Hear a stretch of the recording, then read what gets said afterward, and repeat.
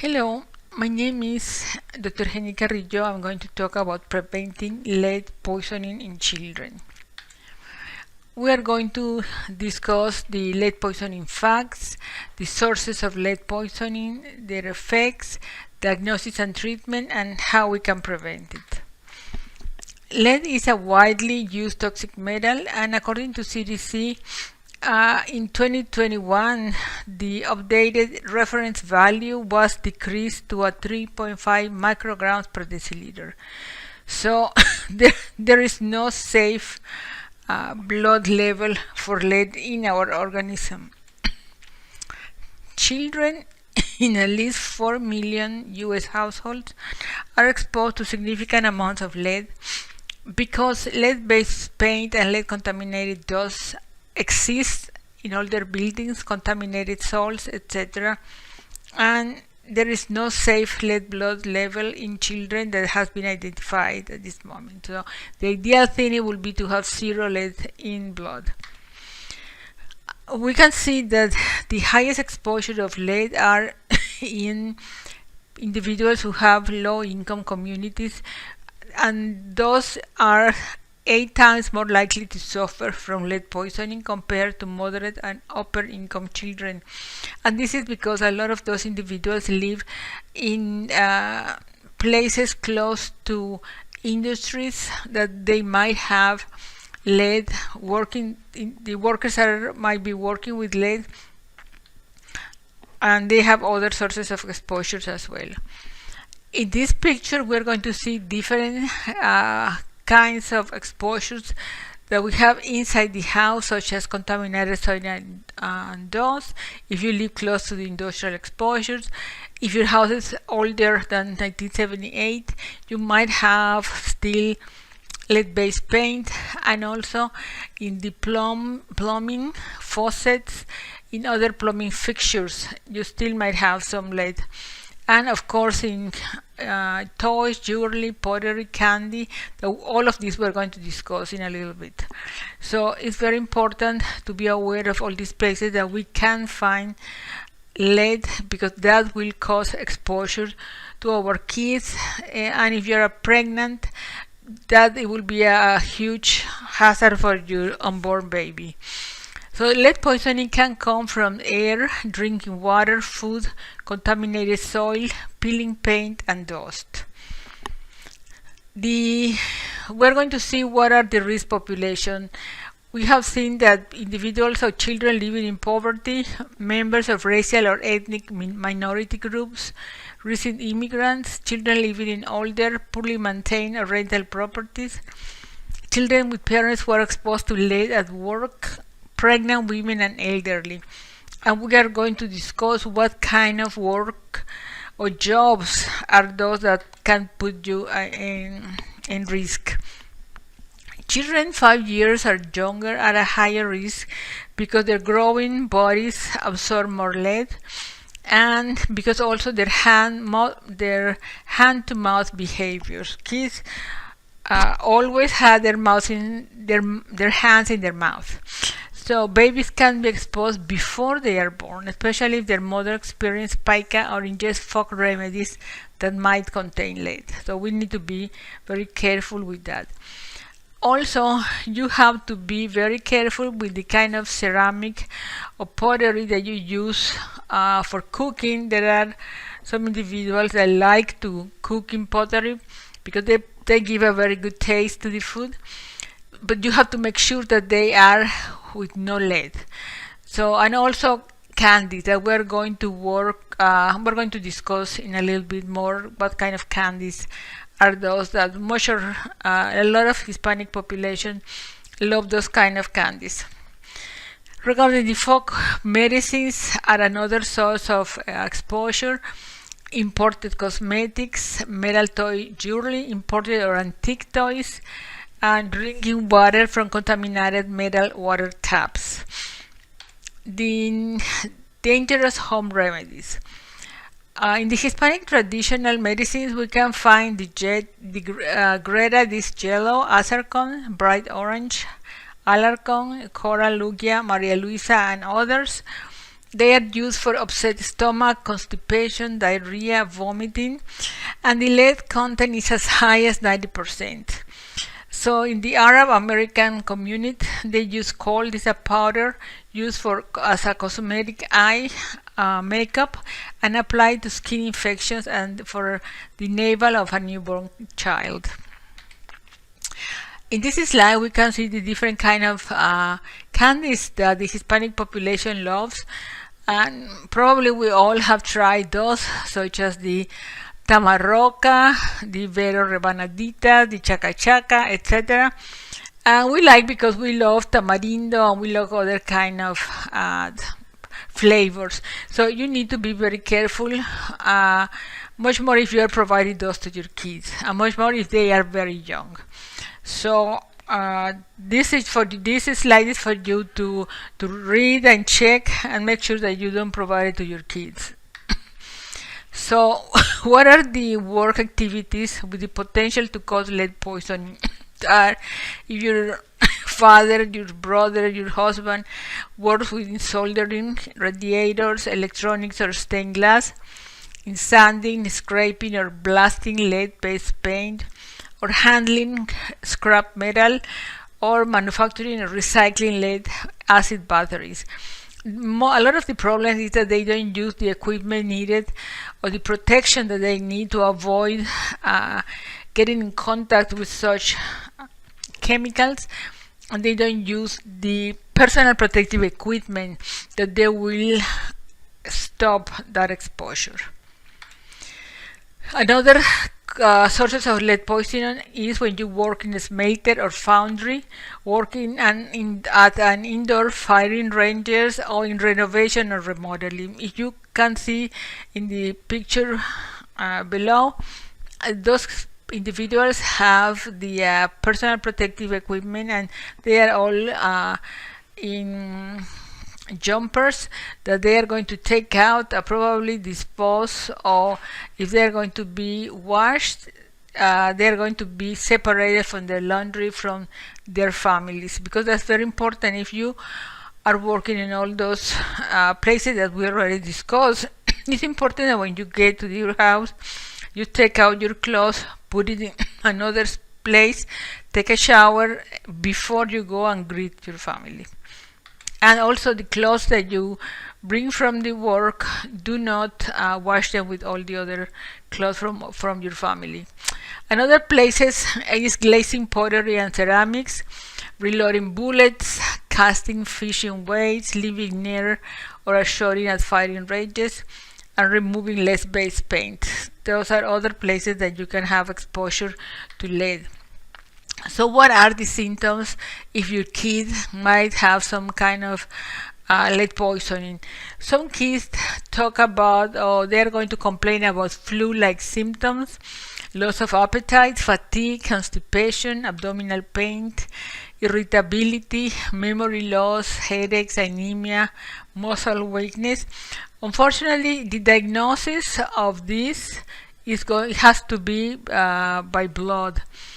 And the issue with this is that children 5 and younger are most at risk because their brains and central nervous system are still forming. And also lead affects a lot of systems in our body, as well as kidneys and the blood forming organs, and especially to our brain.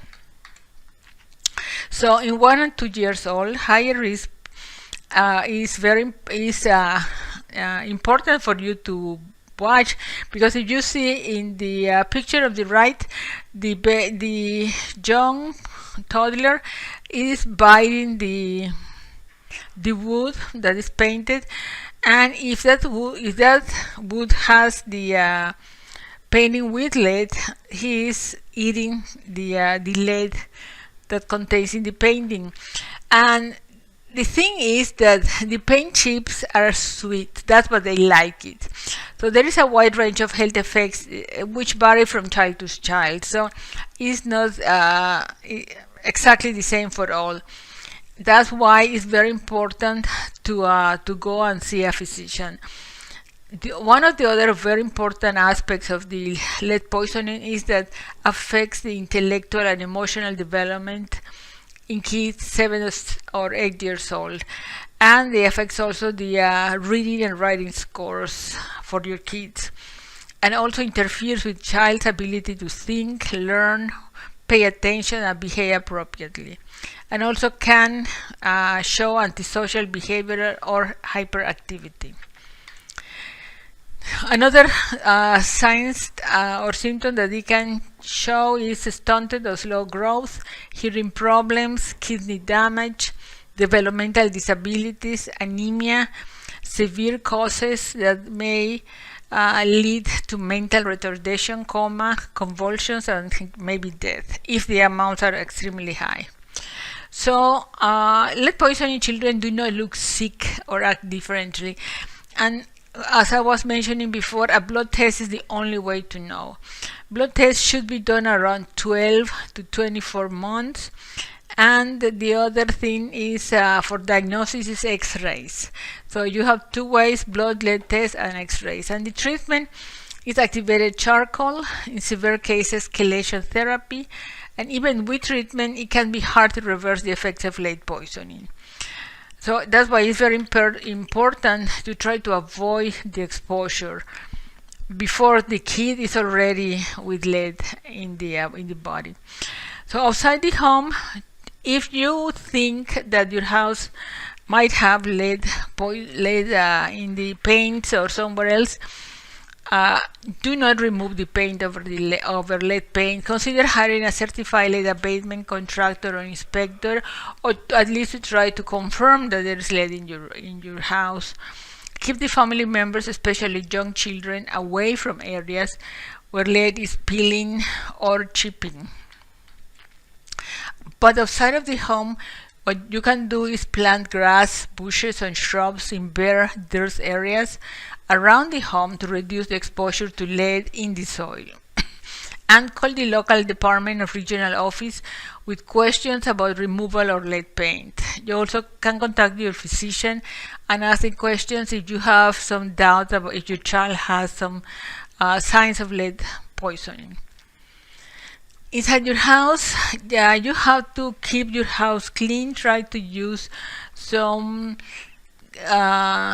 humid towels to clean instead of using this instrument that you can just move the dust from one place to another, but trying to maintain the dust contained.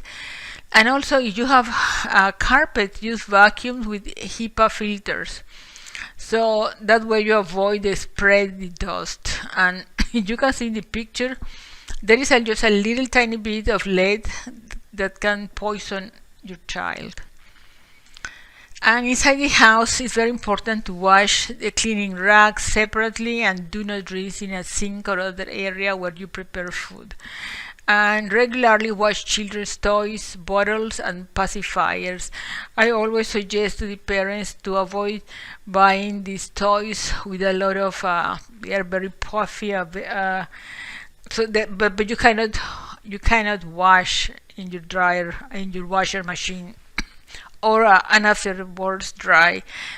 It's much better to buy those toys that you can wash, and they are going to be kept clean. So do not cook or store food in aluminum cans, pottery, ceramics, or leaded crystal. If you are going to use them, make sure that they say do not contain lead. Try to avoid putting liquids that they are acidic, such as lemon juice, vinegar, or any kinds of salsa in those containers, because they will make leach the lead and go into the food, and you're gonna eat it. So try to use plastic, stainless steel, or glass to put your food. Wash your hands and countertops before preparing your food. Wash fruits and vegetables before eating. Try to maintain your house clean. Wash your hands, and also make sure that you teach your children that they have to keep their hands clean and wash them before meals, and only use cold water from the faucet from drinking, cooking, and preparing infant formula. And something important for you to know that there are some kind of foods that they contain calcium, vitamin C, and iron, that they are helpful to avoid absorbed lead. So if you can see in these pictures what they are. So kids need about 3 to 4 servings of foods high in all those three.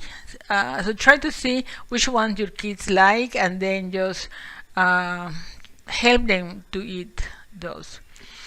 And some of those foods that you can see also here can be turkey sandwich, chicken, peanut butter, yogurt, strawberries, broccoli, cheese, and some of the greens that your kids might eat. And again, washing your hands is very important. Wash your hands of your kids before going to eat and at bedtime. Do not let your children put things that they are not food in your mouth. And washing the toys, bottles, and pacifiers often so they are clean and not putting anything inside the mouth. So try to clean the foods, windshields, door frames, and baseboard weekly with soap and water. Use a vacuum with HEPA filter to try to get all the dust as much as possible from your house. Do not reuse cleaning rags until they are washed, and wash cleaning rags separately. And remember that all the clothes that your husband and your father brings, if they are working in those places that they manage lead, you need to wash them separately from all other clothes from the family. And if you need to renovate your house, repaint or something, please call a person who knows how to do it. Don't try to do it yourself, because you can end up in an emergency room, and it's very, very difficult for you and for your family, because all of you will be exposed. Well, thank you very much for your time, and if you have questions, I will be happy to give them to respond then, and you can call me at that telephone, or you can email me. My email is there. I will be more than happy to respond to your questions. Thank you.